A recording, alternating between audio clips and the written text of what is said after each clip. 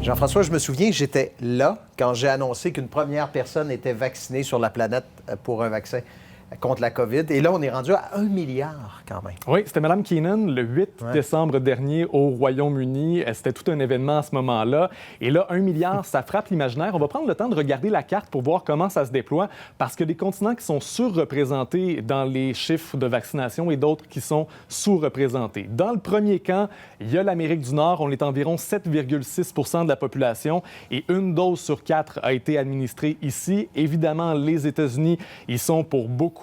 L'Europe est également dans le groupe des surreprésentés, environ 10 % de la population pour 20 % des vaccins. Le Royaume-Uni, mais aussi l'Allemagne et la France tirent les chiffres vers le haut.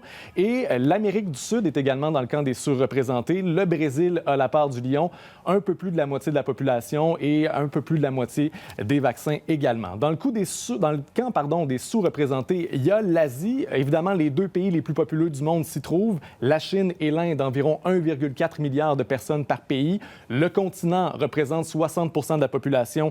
On a 46 % des vaccins. Léger déséquilibre pour l'Océanie de l'ordre d'environ 0,3 %, mais grande sous-représentation en Afrique. Seulement 17 millions de doses ont été administrées là-bas, dont 9 millions au Maroc. Le projet COVAX des Nations unies veut accélérer la cadence, mais ça va représenter tout un défi. On change complètement de registre. Il y a des gens qui ont participé à une étude scientifique en allant voir un spectacle à Barcelone. Oui, 4600 chanceux ont assisté à un concert rock dans un amphithéâtre intérieur le 27 mars dernier. Ils devaient porter le masque. C'est vrai, ça? C'est les images qui sont là. Et ils devaient porter le masque et ils devaient présenter un résultat négatif, mais n'étaient pas distanciés, comme vous le voyez sur les images. 2 semaines plus tard, seulement 6 cas positifs avaient été recensés parmi tous les participants et il y en a 4 sur 6 qui n'étaient pas liés au concert.